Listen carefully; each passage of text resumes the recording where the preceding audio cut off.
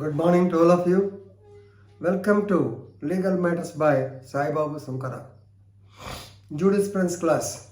In this video, we are going to discuss the topic rights and duties. In the beginning, I told you that law should create rights, obligations, and duties also. As per law, if you cast a duty on somebody, if you give a right to somebody, definitely it will be valid, and if you do not follow, then you are liable for punishment. That is according to the Commandment Theory or Austin's Analytical School of Jurisprudence, where it stated that laws are the commands of the sovereign and they are made by the politically superior to be followed by politically inferior people, and if they don't follow, the so-called punishment or sanction will be there. In this video, we are going to discuss the rights. So please remember, whenever we discuss the rights, automatically the correlative topic is duty.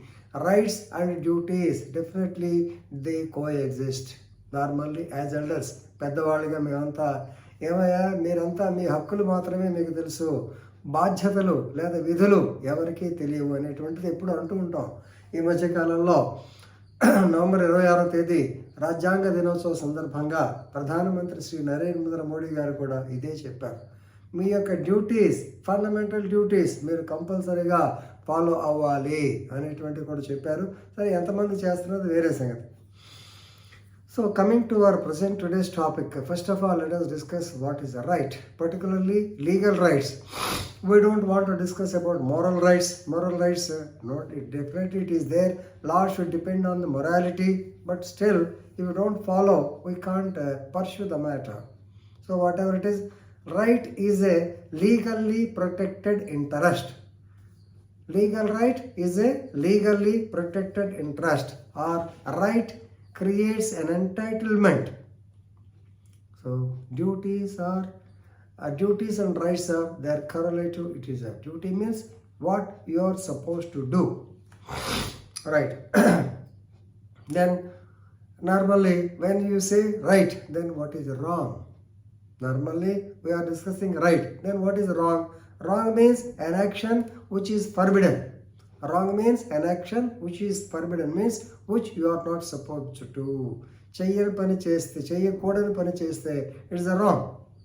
So duty, when I told you the obligations, law creates rights, obligations. In the last videos also I discussed with you regarding the obligation. So right is also almost an obligation. Please remember, created by law. An obligation created by law. An obligation created by contract, is it not? Which requires a person to conform their actions to a particular standard. This is what you are supposed to do. So right means not only interest, created interest, it is also an obligation which you are supposed to do. So normally whenever we discuss the rights, so the two types of rights, right in rem and right in personam. First of all, you have to discuss this. So right in rem means a right created against the general universe. Right in personam, against only one person. Suppose if A is the owner of a house, so he has got a negative right. Negative right what means? Nobody can enter his house without his permission. This is a negative right, or this is a right in rem. This right applies to the whole universe. Any person cannot enter without his permission. This is what is called right in rem, universal accepted principle. Right in personam. Right in person means right against a particular person. Right to a particular person. Suppose if A gives his house for rent to B, he has given his rent. So every month he has to go and collect the rent. Of course, nowadays the online platform has come. Just he will transfer the amount by online. But previously, please remember, so who is authorized to collect the rent? Either A, who is the owner, or the person duly authorized by him. So it is only the right in personam, right to the owner or to the required agent to collect the rent, not against anybody, not against anybody. That means no other persons cannot go and collect the rent from him. This is a right in persona. You all know this. Then duties. So what are the different duties? Please remember. So right. So normally once we discuss the rights, we go to the Constitution, which is the mother of all rights. So rights, particularly right from Article 14 to 35 discussed, but Article 19, better 19, 21, 14, 19, 21. They are all fundamental rights. You all know. Everybody is equal before law. This is the right. Yes, I am equal to the President of India. No option. 15. I should not be discriminated based on the race, color, caste, and other things. And 19. Freedom of speech, freedom of religion, freedom of movement, freedom to form unions, to form associations, freedom to practice any profession. Lawyers as advocates. Yes, you have got a right to practice any profession you want. You can stay at any place. Freedom of religion, right from 25 to 28. You can profess, you can practice any religion, because India is a secular country. You have got a right, is it not? So please remember, it's a privilege given to the people. Then, if you don't follow the rights, so that's why I call it the negative rights. If you don't follow the rights, definitely you are liable for the punishment. Please remember. So the rights are basically based on the privileges, so granted to particular individuals. Now coming to the essentials of a right. Please remember, for having a right, there should be a subject or there should be a owner. Suppose if you have the so-called rights in rem, then you must be the owner of a house. You must own of some property. There should be a subject or there should be an owner.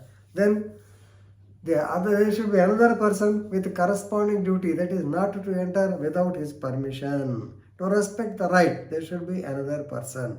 Third one is, there should be content or there should be some substance or what to do or what not to do. Unless it is there, if you do against to that what not to do, then you are liable for punishment.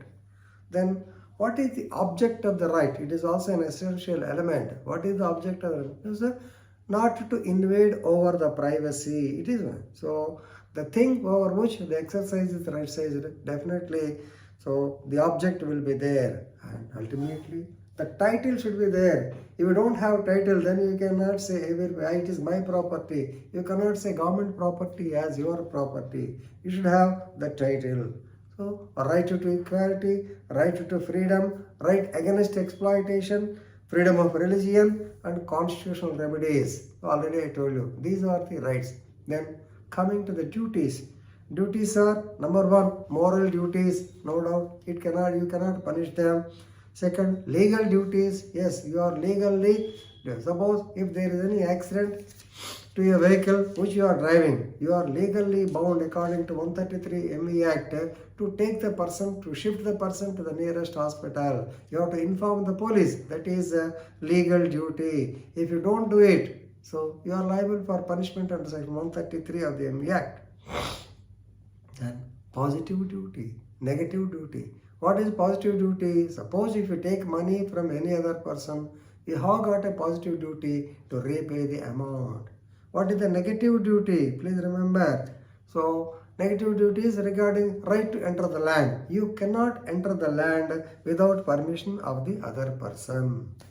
Then, primary duty. That means normally not to cause injury to any other person is your primary duty. In case if you injure any person, if any tort is done, the secondary duty is to pay the compensation or to pay damages or to pay compensation for the injuries to the other person. So duties, please remember Article 51A of the Constitution of India. Please, duty per se is not to hurt anybody. Responsibility or obligation on the part of an individual. Of course, duties normally they will not be challenged. So, but please remember, it creates an accountability, duty accountable for person to do something. So friends, this is regarding the rights and duties. I hope you are clear now, but you have to write it in an expansive manner. Thank you very much.